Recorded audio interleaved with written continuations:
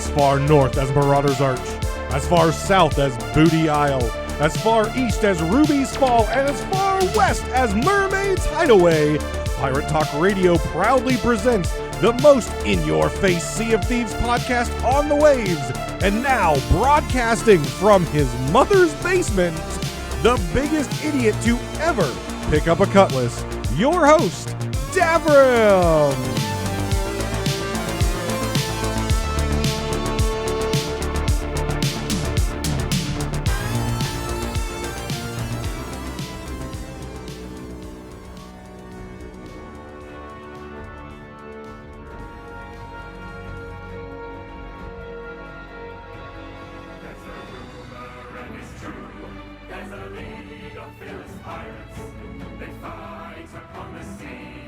Notorious they shall be. They sail for gleaming gold, and for glory and for fame. Any foe who meets them wouldn't dare to speak their name. Oh, to battle we sail, for fortune and victory, or death if we fail. Yo-ho, all to sea, for riches or ruin. It's extremely close. We got 4 teams. Not partying this fight. Be no Definitely taking a part point there. Oh my goodness, I've never seen. Oh wow, full fight. What? That was like. That was. will you drink from the winds in the notorious arena. Welcome back, guys, to Pirate Talk Radio. I am Davrim, and this is episode 76. And right off the rip, if you haven't heard that wonderful song, it was sung by, and I don't know if she also wrote it, but it's the same gal, and I forgot to write her name down. I apologize, and I'm sure some of you out there will know who it is. The same gal who does the song We Shall Sail Together, very famous in the Sea of Thieves community. And again, I apologize for not actually having her name written down, and I am horrible with names, so I've forgotten it. But an organization that has been around for quite some time, the Notorious Arena League, an organization that I was a part of in a little bit of capacity as far as helping out on scrim nights and things like that.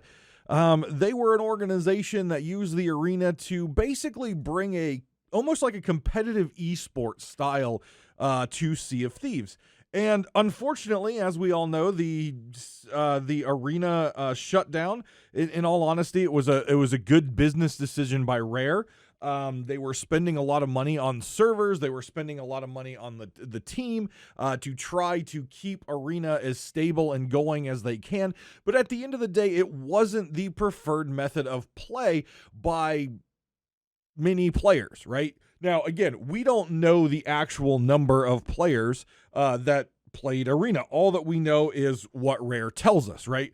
Rare is very secretive, just like many companies are with their data, especially with their active players, right? You don't want to release numbers which show your player base is dwindling.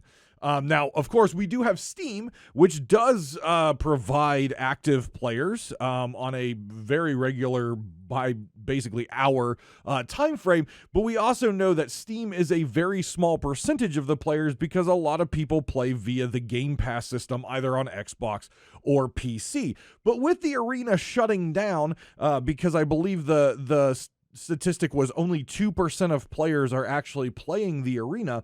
Again, we don't know. We don't know what that number is. That we kind of trust Rare when they release these kind of numbers, but at the end of the day, we don't know. We don't know. But it is their game, and they have no reason to keep something that's not profitable going. Obviously, it's not profitable, but Rare can do anything they want to their game. It's their game. We are players in their game, and quite frankly, end of the day, we don't have any say of what they actually do. They felt it was a good business decision. I agree. It was a good business decision to shut down the arena, and it impacted a lot of players. and impacted a lot of players negatively. They knew this. Rare knew this. They knew that they were going to take heat for this because there were passionate players that lived in the arena and pretty much only the arena. They knew this would cause a lot of heartache in the community, but they also understood that it was a very small percentage of their population. They knew that the amount of time, energy, resources, and money that they were putting into the arena could be better spent in adventure to give us things like the adventures, to give us things like the on-off switch that we see happening in the last in the fight for Golden Sands, with the fog changing all the time, phantoms appearing, and now that we see with the mystery, as things are unlocking, they can flip those switches. Those things would not be possible without the resources to build them in. But one of the big unfortunate impacts of closing down the arena was, and we just got announced this past week, that the Notorious Arena League, unfortunately, is closing and shutting down. Now, I have friends that have competed since the very beginning of the NAL when it was just in North America. It did grow. For those of you who don't know the history of NAL, it grew to have both a NA and a EU division. They were up to, I believe, 6 seasons. And a lot of people, and I was engaged in some Twitter discussions this past week on a variety of topics, but one of them was the NAL, because a lot of people, and there are some people out there that say the NAL failed just like the arena failed.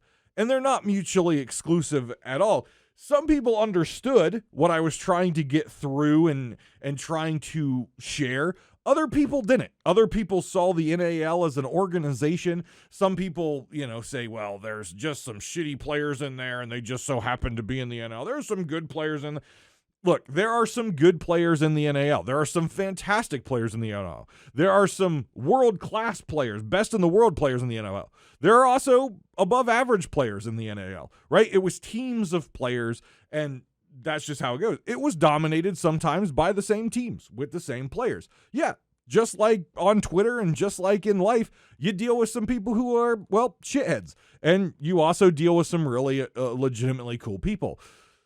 But what I was trying to get through to folks was the NAL was not at all a failure.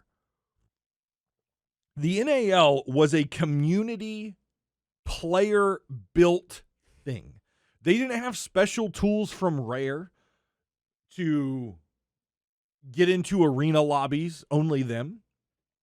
They didn't get special treatment from Rare for a very long time, and they still didn't get special treatment from Rare.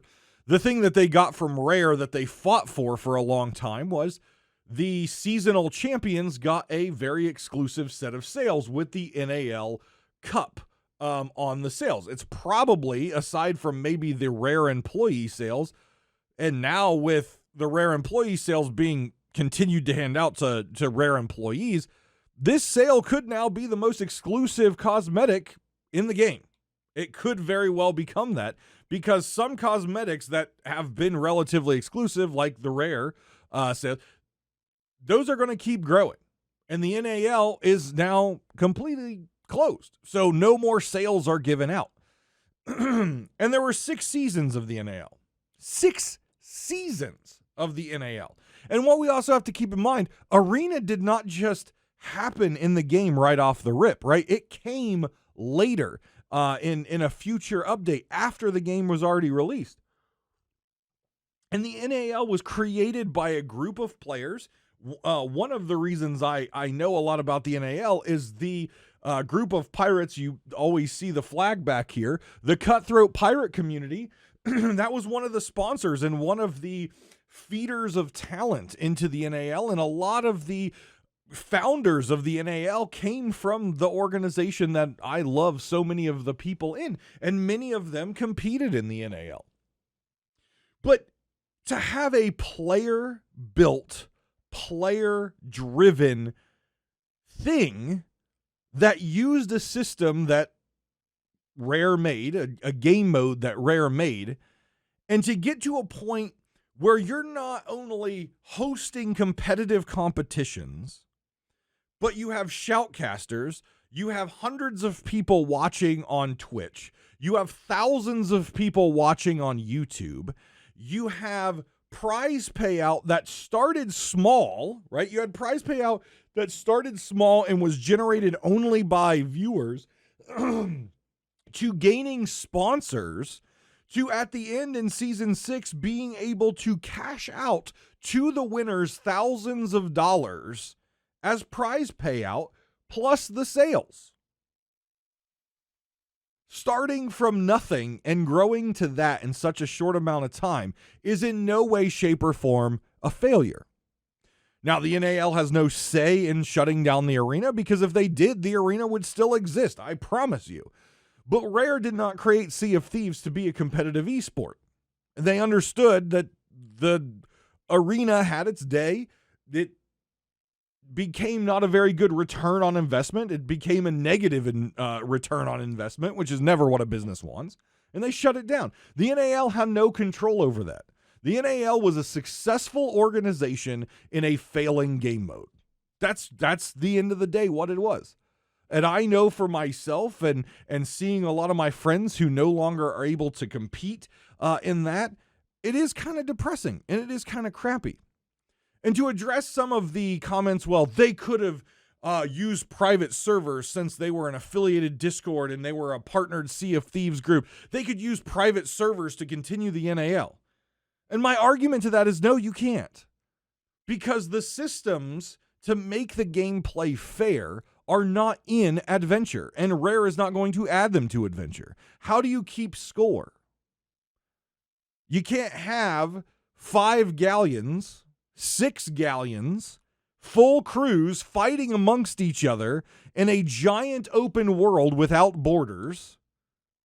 Sure, you could put borders in by drawing circles on the map like some content creators do, but even in those content creator events, people don't listen to those. They'll go outside and, oh, you need to get back in. No, in the arena, there was a penalty for going out there. It was the Red Sea, right? You leave the arena, you go into the Red Sea. Hit registration is still a major problem, as we all know, in Adventure. Who's going to keep track of if you hit or if you didn't hit?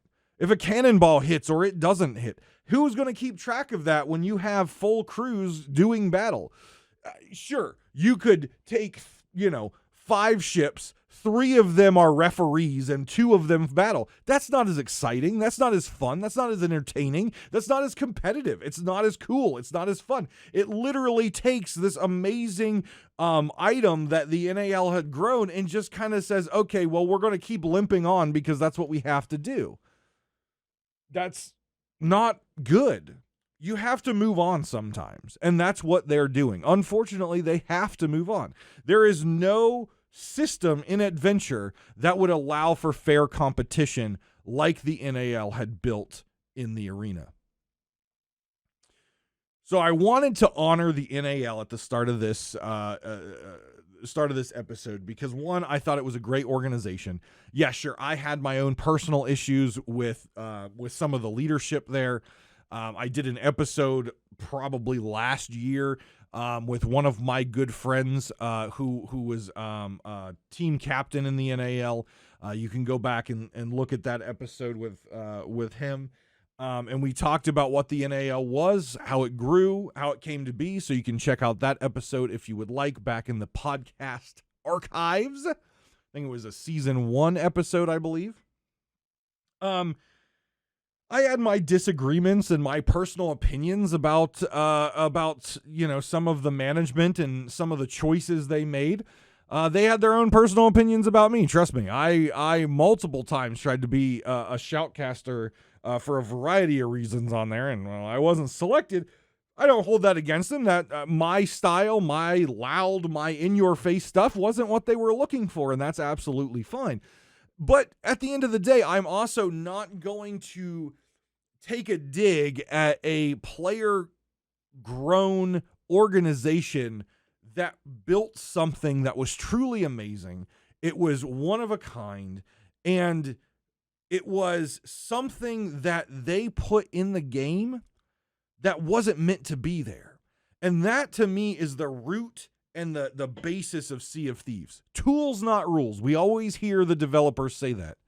The tools was the arena game mode. Regardless that it was a failure of a game mode, the tool was the arena game mode. The community came together and used that tool.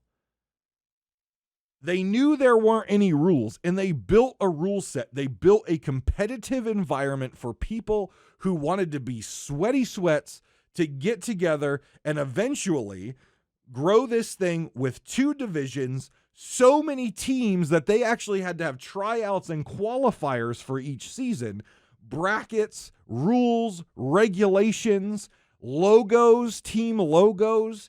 They had sponsors. They had the lady who made who sang "We Shall Sail Together" make the Notorious Arena League song that you heard at the beginning. A failing organization does not do that. They don't continue to grow year over year, season after season, and get to the point where they're giving out thousands of dollars to the winners. You don't get to a point where you go to Rare and say, look at what we've built. Can we have sales to honor these awesome pirates and get them? You don't do that if you failed. And another comparison came out, well, Race of Legends uses Adventure and they're a competitive team. Yes, they are, but they're a race. They race around the world, first person to the end with these stipulations. There are no points. There's not a top score. It's did you make it to the finish line first with hitting these check marks? It's a completely different thing.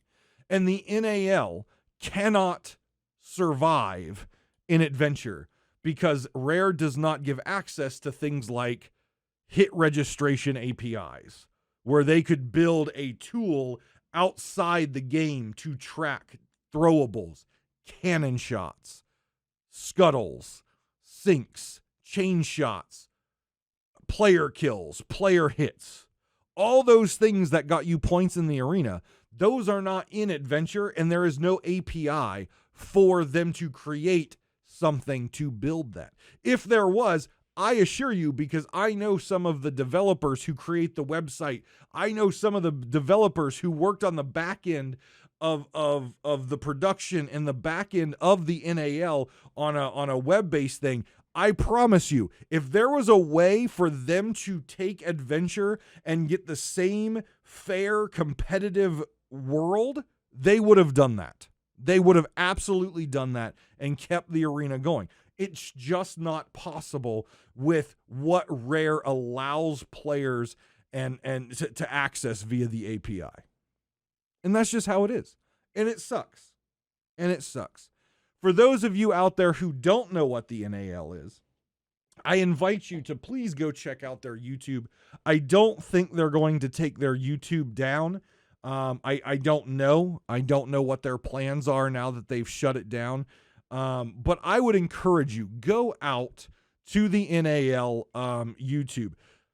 If you don't like to listen to shoutcasters, that's absolutely fine. You can mute the audio, but watch what they've built from the beginning to season 6 of the NAL and see some pretty crazy fights, some pretty awesome boards and cannon shots. It's just an absolutely outstanding thing. And to also call out, I love some of the streamers out there, the Sea of Thieves partners. And I know he didn't do it because the NAL was shutting down, or if he did, bravo, even more to him. But Boxy Fresh just put up a video of him and a buddy of his, I think it was River, on a sloop fighting in NAL, one of the top sloop NAL teams. There were galleons and they did a sloop division as well. They were fighting them, and it was an absolutely amazing fight. And of course, Boxy's always hilarious, and his video editor puts together a good YouTube video as well. So, go out, check out the NAL's YouTube channel, check out Boxy's video, and really see what these pirates were made of. And it is sad that it shut down. But I don't see any other way that it could have existed, right? I just don't see it. So yeah. So usually I do this right off the rip, but I because of the video slash audio, if you're watching YouTube, you got to see the actual video that exists for the NAL theme song, which is a really cool video. I did, by the way, want to speak with someone on the NAL, but like I said, personal differences, not. Yeah, okay. We'll move on. I want to take a moment here, as I usually do at the beginning, and thank the patrons for financially supporting my content, both the podcast, my Twitch stream, and all the YouTube stuff that I do. And those patrons are Lane and Regis Stella. Thank you very much appreciated that you continue supporting my content, continue supporting Pirate Talk Radio. If you guys would like to support the content as well, getting this episode along with future episodes early before anyone else, you can go over to patreon.com/DavrimTV. The lowest tier starts at $1 and it goes up from there. And based on your tier, you get more and more rewards, including merch and holiday cards if you're so inclined. The next thing I wanted to move on to is the Sea of Thieves official podcast. I'm proud of them. First off, I want to say this. I'm proud of them. I know Logan and I have complained where Sea of Thieves will say, hey, we're going to do this podcast and we're going to, get it out and we're going to make sure it's consistent. And they never did. And then they started it up and then they stopped and then they started it and then they stopped. And now it seems like they've finally gotten to a rhythm. I don't know if maybe they got some really cool employees that got really passionate about it or there was a good business case for it. But I'm enjoying the fact that they're doing these monthly now. And we're able to get an inside look with different members of the Rare staff along with Joe and Mike.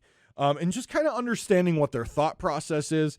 Kind of some of the learnings they're having on some of the features that they're putting out, and just kind of getting some of the Sea of T's out there that we do get on the podcast that you're not going to know unless you're tuned in and listening to it. So a few things that I want to talk about that I took notes on here about it. And I first want to start with, they talked about the Xbox Bethesda showcase and the musical number that they did. And they kind of went all the way back to talking about when they first came up with this idea, which was all the way back in March. Now, we're talking about that happened in, June? So you're talking March, April, May, and then finally June. You're talking 3 months before that showcase, they're already working on it. Like, that's crazy to even think, well, okay, so, we're planning on, what are we doing? What's the roadmap look like? To say, oh, that's going to be captaincy, but it's kind of just now on the starting to develop. So we have to get it done in time, and we have to do something that shows off the features, and we have to do it in a rare way, which, by the way, the musical number was perfect. I know one of the things they wanted was how to make it a catchy tune, and say, job well done and accomplished. I know I've talked to several people. The song, the captaincy song, it sticks in there. It stays in there. And it came right after Diablo. Joe had a funny moment in there when he's like, when I watched that and saw the end of Diablo and they had the severed head, he's like, oh, we nailed it. We nailed it. Going from severed head to goofy musical number. Perfect Sea of Thieves. And I know they took a lot of heat from maybe the general gaming community about that, but for a Sea of Thieves fan, that's what we love. We want to see that goofy, lighthearted thing giving us something that we've wanted for a long time. Now, is every single player out there excited about captaincy? Absolutely not. Absolutely not. And I can promise you when captaincy comes out, though I think it's going to be bigger than what we see here or what we've heard and what we know. We'll get more with trailers, as they've said, getting closer to that. Of course, it's coming out next week.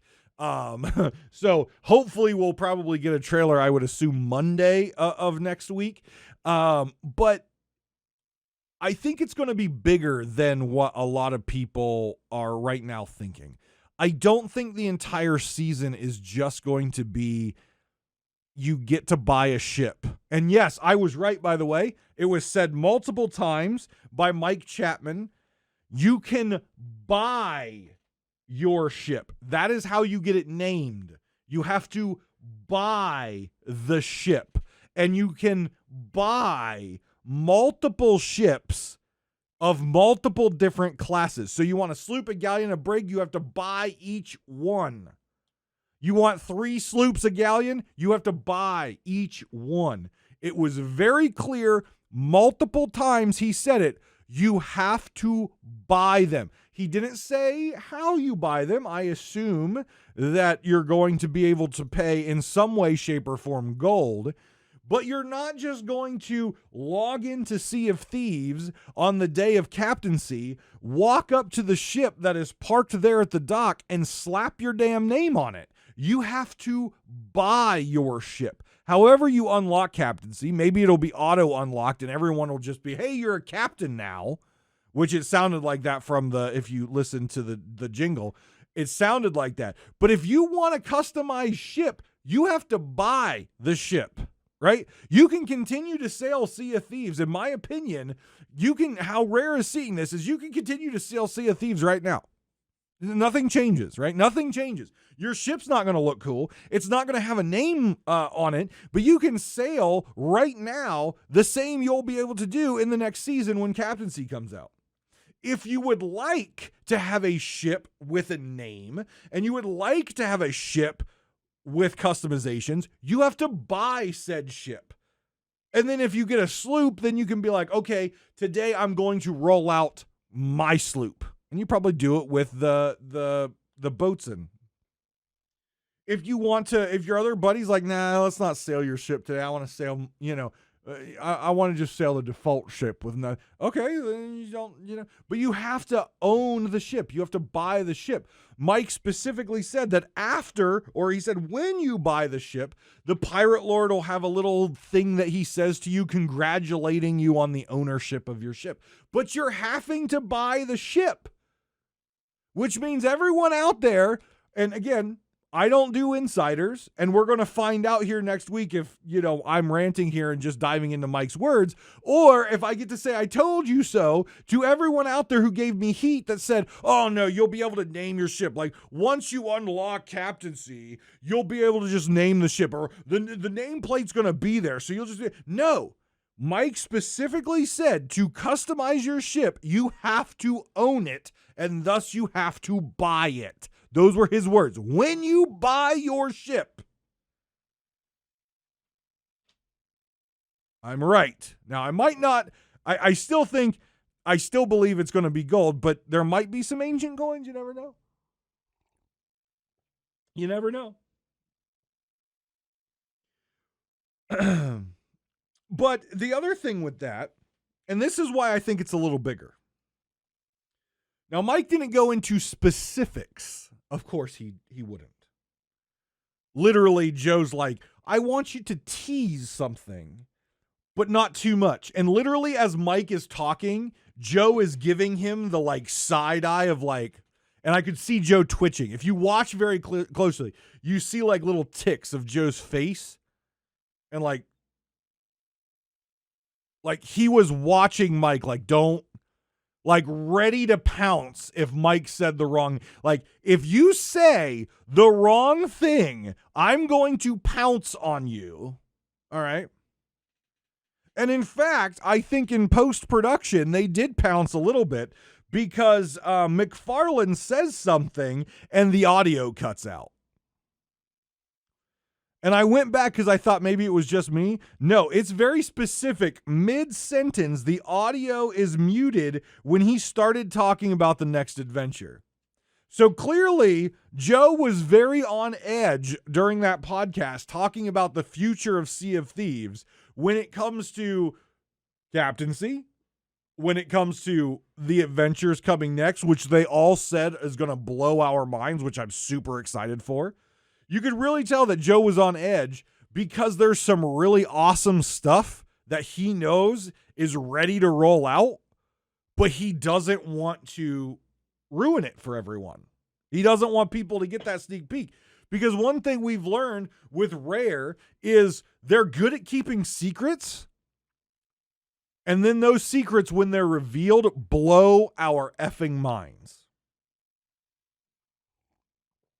So I was living for that when Mike was able to tease something, because you know Mike loves teasing stuff. You know Mike likes to dangle that carrot in front of us, right? He loves the sea of tease on Twitter, on podcasts, on content, on interviews. He loves sea of tease. But when you got Joe Neat, your boss, sitting right next to you, just staring you down like, don't you dare ruin anything. I will come for you. It was absolutely hilarious. So they said they thought the sing-along was a success, and I would agree with them. And I said I thought it was good at the time. I know, again, they took some heat for it, but I think overall that was Rare. That was Sea of Thieves, and that's what we all we didn't expect, but we loved seeing it. And I hope they do more in the future. Now, you don't want to do a musical each time, right? But I hope we see some more of that fun stuff in the future. So the next thing that they kind of covered on the podcast was the mystery. And they said something very interesting, because before I watched the podcast, I actually have my notes right here. I have the notes. It says, mystery is dying. Okay? Because there wasn't, for the past couple weeks, a lot of hype on social media. There wasn't a lot of teases or clues coming out on social media. There wasn't people scrambling with pictures and when something, but there wasn't a lot of stuff going on with the mystery. And my guess is the reason is they set some milestone with retweets, comments, likes that hadn't been reached yet. And they said specifically that this mystery is far from over, which is very interesting to me, that we're months in now. And they said the mystery is far from over, and there's still much more to uncover before we get the answer that we're looking for in the murder mystery, which was interesting to me. In fact, I believe just today or yesterday, a chest appeared, and in a matter of a couple hours, the passcode for the chest was said, and it opened, and we got some more things that we now have to decipher in the game, some bits that we have to decipher together for the next piece. So this was the first time in several weeks that we had anything pushing the adventure forward. And there are people out there who are lore hounds. I love the lore of Sea of Thieves, but not to the extent of some of these lore hounds out there. I think the story's great. I hope it continues, but I am definitely not murder boarding anything. I am definitely not taking notes on my book here about what we've learned and the cipher and trying to figure out how many tweets and what this symbol means in this music box. And I'm not doing that. That's not my thing. That's not my bag, baby. It's not my thing. Okay. I got plenty of other things that I don't have time to do. I don't have time to do that. So I use everyone else's things, and I learn and I see, and I just kind of skim the top of it just so I have a basic understanding in case anyone asks me and I cannot look stupid. But they said on the podcast that the Rare team is looking at how the first mystery is going, and they already have ideas to change it in the future. And when they were talking about this, I could tell that they were excited about what's coming up in the mystery. I could tell they were still excited about the concept of a mystery. But when they were talking about what they learned, I don't know, and maybe I'm looking or reading too much into it, but it felt like the demeanor in the presentation when they were talking about changes for the future, it kind of shifted a little bit. And I almost feel like, I have no basis behind this besides looking into how they reacted, how they talked, the timbre of their voice, if you will. they're trying something new, right? This mystery is something brand new. They've done kind of Sea of Thieves type stuff in the past with the skeletal runes and things like that for the community to solve, but they've never done a full-blown mystery like this before. And I think they had in their mind, which they've done many times, I've said it before, something that seems good up here, looks good on paper, but when executed, not so good. And I think maybe with this mystery, they're figuring out that this grand idea and how they foresaw this mystery going and how they wanted the social media engagement and all that stuff, I think it looked good on a business level as far as growing your social media conversations and clout. I think it looked good as far as the in-game, out-of-game stuff. But I think at the end of the day, it's not working out the way they want it to. In whatever way, shape, or form, I don't feel that it is moving in the way they want. So I'm glad they're taking a look at that, and they already have things they would like to make changes on in the future. I'm glad that now after a few weeks, those lore hounds out there and the players who are really into the mystery now have something to work on and now have some stuff to dive into, right? That's really exciting for those players because I know there's several players out there that absolutely love this. And now that they have something to deal with, they're all over it.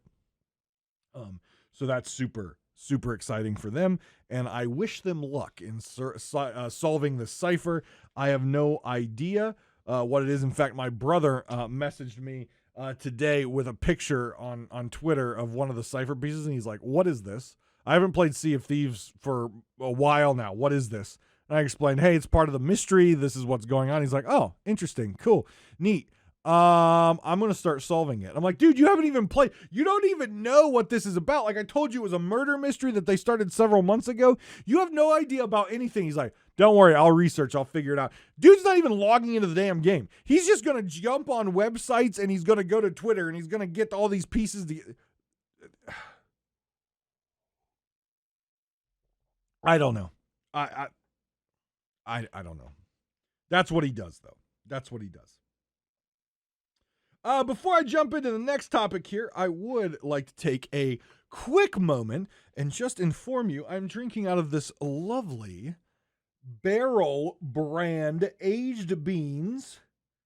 It is Death Wish coffee. It is not their dark roast Death Wish brand that I love, but this is a more mild tasting coffee by the same company who has the certified world's strongest natural caffeinated coffee in the world. And it's the only coffee I drink. I have tried their barrel. It is quite good. They also have really awesome merchandise as well.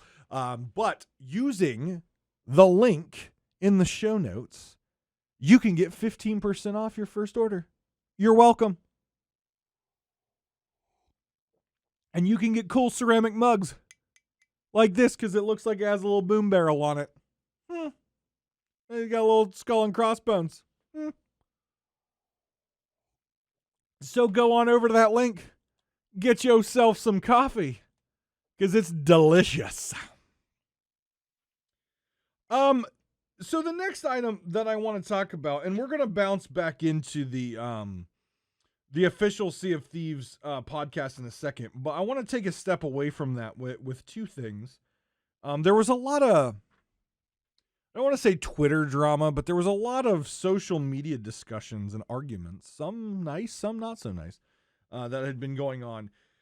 And one of the items that I saw pop up on hashtag SOT podcast, which was not answered by the team for obvious reasons, but I do monitor that hashtag as well for questions. And one of the question was, when is Sea of Thieves coming to PlayStation? And then also I'll address Switch, right? PlayStation or Switch. And there's an obvious reason that Sea of Thieves podcast, the official one, isn't going to tackle this, right? They're not even gonna touch it. They're not gonna touch it with a 10-foot pole. They're not gonna smell it. They're not gonna taste it. No, that is going to stay in the hashtag SOP podcast for unofficial podcasts like me.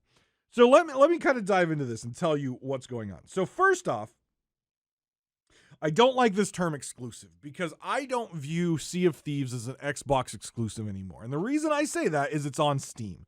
When I think Xbox exclusive, you have to, regardless if you play it on PC or you play it on the console, you have to get it through the Microsoft or Xbox store. That's how I view an exclusive.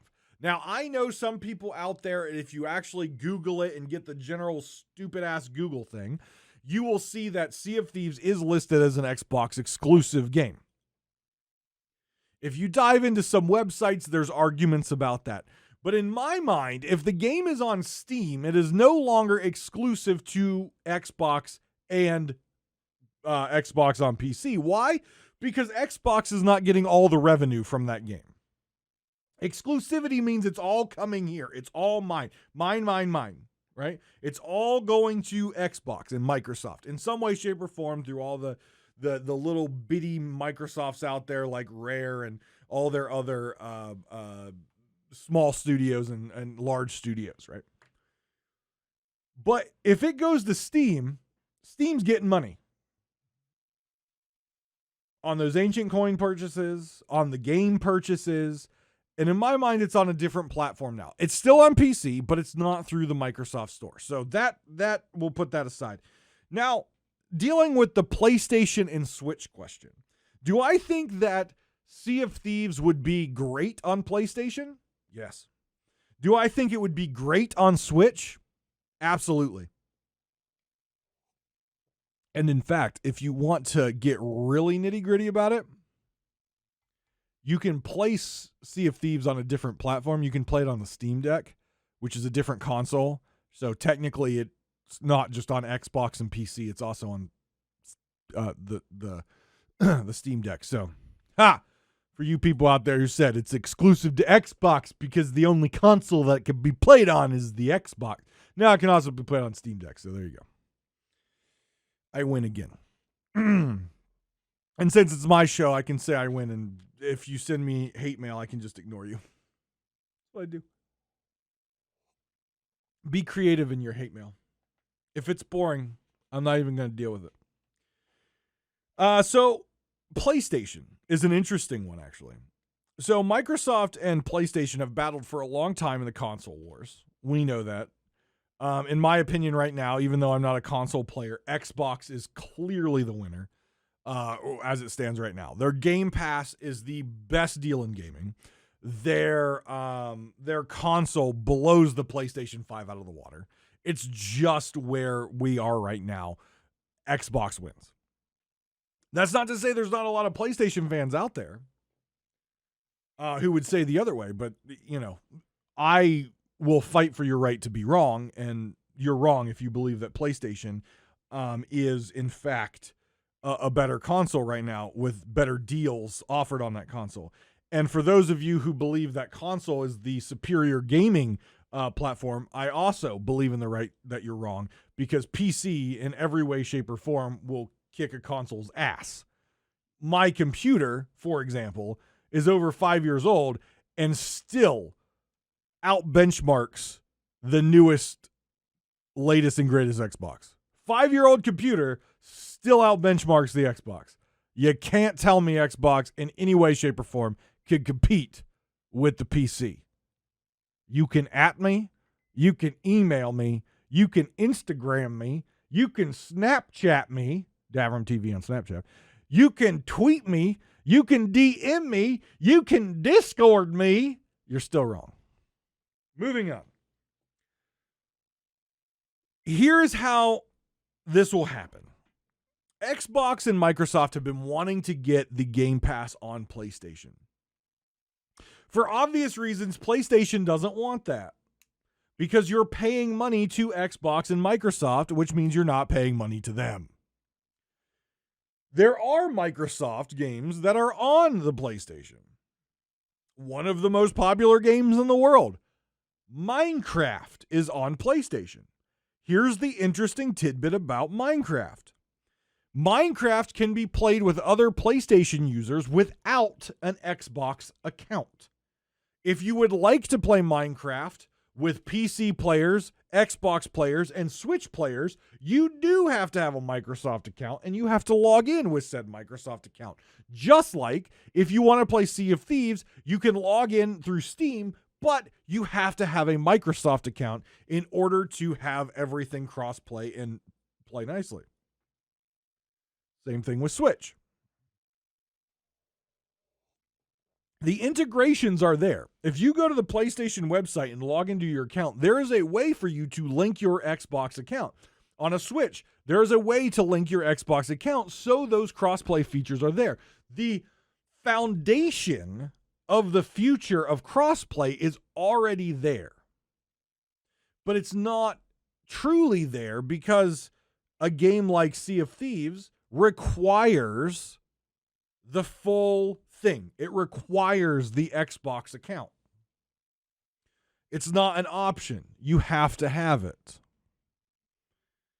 And I would say, even diving in further on that, a game like Sea of Thieves, which is one of Xbox's premier games, right? That's one of their games that they always have on the banners, one of their highlights. Rare is a huge studio for them as far as advertisement. They got the Disney connection. They have this game that people absolutely love. It is a highlight game for them.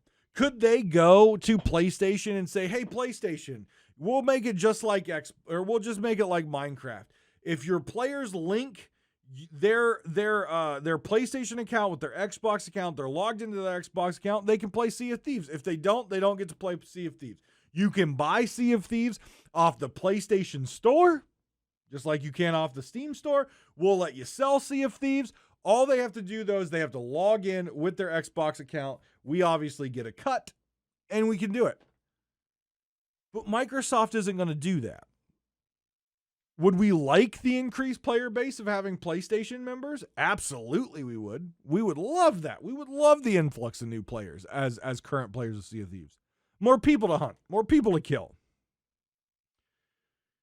But with a premier game like Sea of Thieves, Xbox is going to want more than just you can sell it and your players can play it and we get a cut. They're going to want more than that.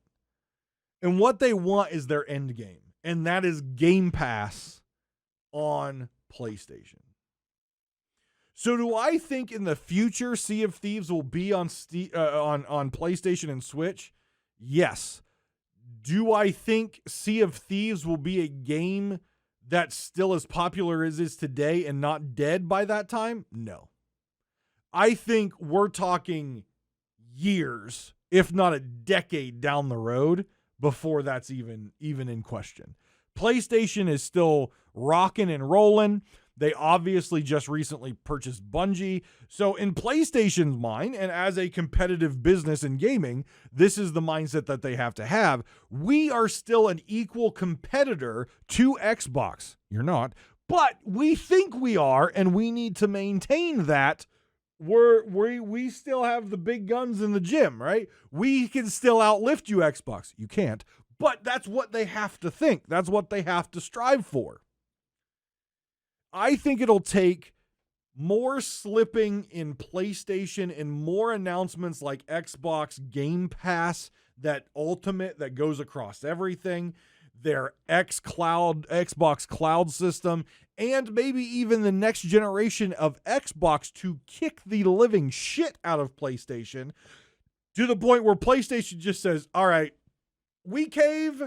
Let's go with Xbox Game Pass. Let's get them in here. Let's shake hands. Let's have a cuddle and let's make magic. But I don't think that's going to happen for the next 5 or 10 years. It's going to be a while down the road before it happens. And I hope Sea of Thieves is still strong and going well by then. But 5 and 10 years can change a lot in a game. So we'll see. I hope it's still around. I love this game. I love making this podcast. I love making content about Sea of Thieves. I love it. But in the world of gaming, some games survive and some games don't. Sea of Thieves has done a pretty damn good job of surviving as long as they have, and I hope they continue to survive. But in my honest opinion, with how games are going, I think that by the time PlayStation caves and bows down to Daddy Spencer and bends over and says, "Okay, Xbox, insert your Game Pass," Sea of Thieves will be an afterthought. Sea of Thieves will be in the past. Maybe we'll have Sea of Thieves 2 or something. Because they've dug in hard. And I don't think they're going to bend over and allow the Game Pass to slide on in anytime soon. And then we have the Switch. And I'm not even going to get into details about how many decades down the road that'll happen. Nintendo is a completely different beast. They don't play well with others. And especially that they dominate the handheld market. I don't see that happening. I've played Sea of Thieves on the Steam Deck. I've played Doom on the Steam Deck. Sea of Thieves would be great on a Switch for those people who like console. I don't like it. My hands don't do the things right. But I think it would be great on a Switch. It's and a pirate game at that on the Switch. I think it would be fun. But they're dug in worse than PlayStation. And when I mean they're dug in, I mean they dug a freaking hole. They built a nuclear shelter, another nuclear shelter around that, and they buried it all. And they're sitting down there in their nuclear bunker saying no one can touch us. Okay, that's Nintendo. That's Switch. We have a better chance of eventually getting Game Pass on PlayStation before we ever have a chance to crack the code that is the first bunker of Nintendo. The other item that I have here on my notes that I wanted to talk about before we get to the final thoughts on the podcast, or the official Sea of Thieves podcast, is an accessibility change. And now I've said many times that I believe that Rare is one of the best large or big profile studios out there that really are making huge impacts in the world of accessibility. There are several big ones out there, but Gears of War is another one that's doing a lot for accessibility. But Rare really kind of takes that on their shoulders and says, we're going to be a studio who takes accessibility seriously. We want our people, as many people as we can, to feel comfortable and have fun while playing Sea of Thieves. And I love that about Rare. And I've talked many times and gave them the thumbs up many times about their accessibility. Now, I am not someone, obviously, visually, I've got glasses, but that's not, a lot of people have glasses. That's not an exceptionality or a disability or anything like that.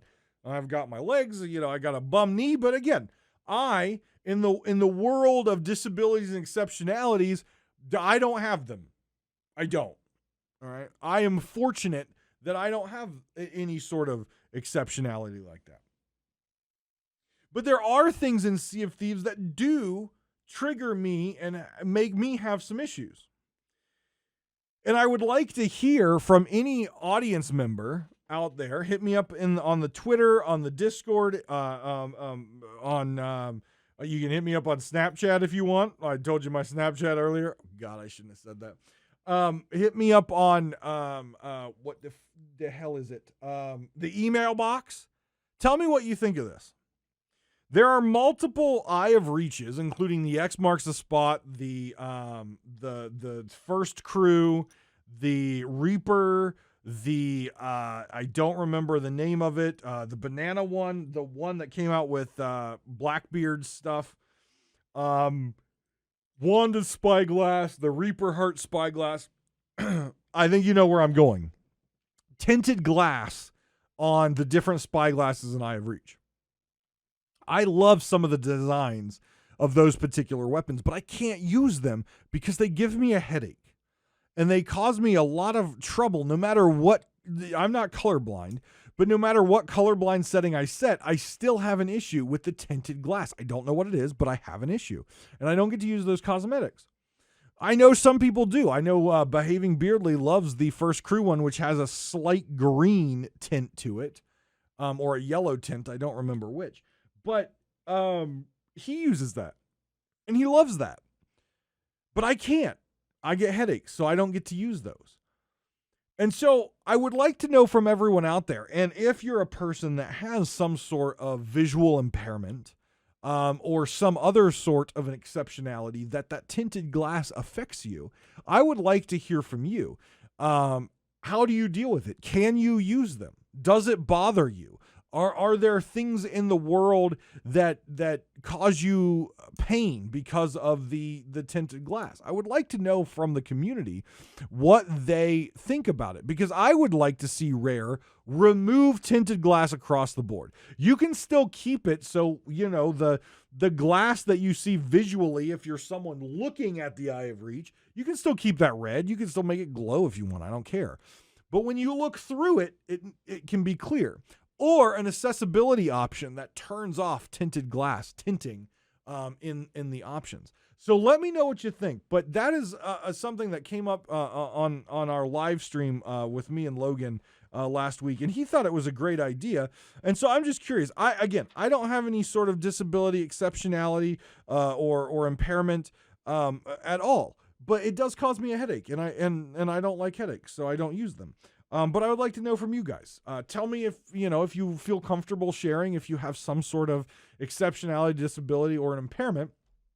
Let me know what that is and how you feel about the tinted glass. All right, so final thoughts on the official Sea of Thieves podcast. We have season 7, right? Is it 7 already? Adventure 6 season 7 next week, I believe. I believe it's in the end of next week when I will be at Sea of Thieves Fest. Again, Sea of Thieves Fest is the next weekend, the weekend after this video or this podcast launches. I will be there. I hope I see you. I will have presents, so make sure you come find me. It's hard to miss me. And ask me for some presents, because I'll have some presents. They're cool. Ship names. I found this very funny. So the conversation about captaincy and about the specifically naming your ship, they went around the horn and they asked each person what they would name their ship. And Joe came up with something funny, and I can always depend on Joe to say something like this. He said, "Why don't we just call the ship your mom?" And then he turns to Mike and says, "Will that actually make it through the guidelines?" Because remember, in the song, no profanity, right? They're going to obviously have something built in that's going to analyze whatever you're putting up there, and they're probably going to have banned stuff, which you're not going to be able to use, just like they have in the arena with the pets and stuff like that. He turns to Mike. "Would that make it through the filter?" And Mike's like, yeah, your mom will make it through the filter. So there you go. If you guys would like a cool name directly from Joe Neat that will make it through the filter, confirmed by Mike Chapman, you can sail on your mom. I know I like sailing on your mom. Oh, yeah. Guys, thank you very much for listening. As always, I appreciate it very much. Remember, you can catch my live stream, twitch.tv/Davrim. Please hit the subscribe button. You can check out Pirate Talk Radio on YouTube if you're not already there right now. Please do hit that subscribe button so we can get closer to actually getting youtube.com/Pirate Talk Radio. We don't have that right now. You can also check out my personal YouTube channel, youtube.com/DavrimTV. Right now, I'm playing through Jedi Fallen Order, which is hilarious to watch me play through. But guys, thank you very much. Take care of yourselves and each other. And remember, come check me out at Sea of Thieves Fest. And I got some presents for you. And I promise they're not your mom. I swear.